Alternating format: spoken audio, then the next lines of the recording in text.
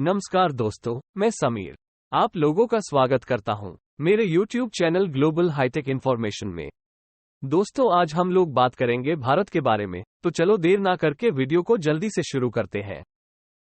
भारत विश्व की सबसे प्राचीन सभ्यताओं में से एक भारत बहुसांस्कृतिक अनुभवों की एक सुंदर चित्रावली प्रस्तुत करता है।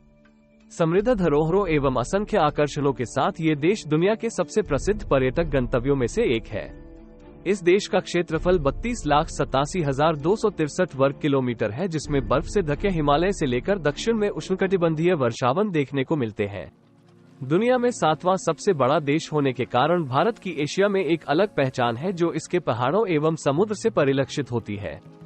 ये देश को एक अलग भौगोलिक इकाई बनाता है। इसके उत्तर में ग्रेट हिमालय की पहाड़ियां हैं, जो दक्षिण तक फैली हुई है। यहाँ कर्क रेखा होकर गुजरती है। पूर्व में बंगाल की खाड़ी तथा पश्चिम में अरब सागर और बीच में हिंद महासागर से घिरा हुआ है। आप जैसे जैसे इस देश में भ्रमण करेंगे तो आपको व्यंजनों, आस्था, कला, शिल्प, संगीत, प्रकृति, भूभाग, आदिवासी समुदाय, इतिहास एवं रोमांचक क्रीड़ाओं में विविधता देखने को मिलेगी। भारत प्राचीन एवं आधुनिक जगत का मंत्रमुग्ध कर देने वाला सम्मिश्रण है। यहाँ पर भीड़भाड़ वाले बाजारों के साथ शॉपिंग मॉल्स भी मिलेंगे तथा शानदार स्मारकों के साथ विलासिता से भरपूर हेरिटेज होटल है। सर्वोत्कृष्ट यात्रियों को यहाँ पर दोनों तरह के जगत की झलक देखने को मिलेगी। चाहे पर्वतों का रुख करें, समुद्री तटों पर समय व्यतीत करें अथवा सुनहरे थार पर क्रूज का आनंद लें। भारतीय संस्कृति विश्व के इतिहास में कई दृष्टियों से विशेष महत्व रखती है। ये संसार की प्राचीनतम संस्कृतियों में से एक है। भारतीय संस्कृति कर्म प्रधान संस्कृति है। मोहनजोदड़ो की खुदाई के बाद से यह मिस्र, मेसोपोटामिया की सबसे पुरानी सभ्यताओं के समकालीन समझी जाने लगी है। भारत में बोली जाने वाली भाषाओं की बड़ी संख्या ने यहाँ की संस्कृति और पारंपरिक विविधता को बढ़ाया है। 1000 यदि आप प्रादेशिक बोलियों और प्रादेशिक शब्दों को गिने तो, जबकि यदि आप उन्हें नहीं गिनते हैं तो ये संख्या घटकर 216 रह जाती है। भाषाएं ऐसी हैं जिन्हें 10,000 से ज्यादा लोगों के समूह द्वारा बोला जाता है, जबकि कई ऐसी भाषाएं भी हैं जिन्हें 10,000 से कम लोग ही बोलते हैं। भारत में कुल मिलाकर 415 भाषाएं उपयोग में है। भारतीय संविधान ने संघ सरकार के संचार के लिए हिंदी और अंग्रेजी, इन दो भाषाओं के इस्तेमाल को आधिकारिक भाषा घोषित किया है। व्यक्तिगत राज्यों के उनके अपने आंतरिक संचार के लिए उनकी अपनी राज्य भाषा का इस्तेमाल किया जाता है। अब्राहमिक के बाद भारतीय धर्म विश्व के धर्मों में प्रमुख है, जिसमें हिंदू धर्म, बौद्ध धर्म, सिख धर्म, जैन धर्म आदि जैसे धर्म शामिल है। आज हिंदू धर्म और बौद्ध धर्म क्रमशः दुनिया में तीसरे और चौथे सबसे बड़े धर्म हैं, जिनमें लगभग 1.4 अरब अनुयायी साथ हैं। विश्व भर में भारत में धर्मों में विभिन्नता सबसे ज्यादा है, जिनमें कुछ सबसे कट्टर धार्मिक संस्थाएं और संस्कृतियां शामिल हैं। आज भी धर्म यहाँ के ज्यादा से ज्यादा लोगों के बीच मुख्य और निश्चित भूमिका निभाता है। 80.4% से ज्यादा लोगों का धर्म हिंदू धर्म है। कुल भारतीय जनसंख्या का 13.4% हिस्सा इस्लाम धर्म को मानता है। सिख धर्म, जैन धर्म और खास करके बौद्ध धर्म का केवल भारत में नहीं बल्कि पूरे विश्व भर में प्रभाव है। ईसाई धर्म, पारसी धर्म, यहूदी और बहाई धर्म भी प्रभावशाली है, लेकिन उनकी संख्या कम है।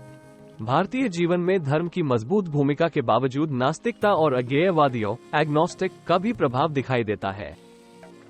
संगीत।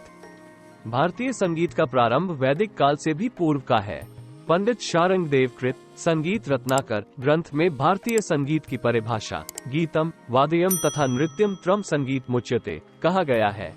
गायन, वाद्य वादन एवं नृत्य तीनों कलाओं का समावेश संगीत शब्द में माना गया है।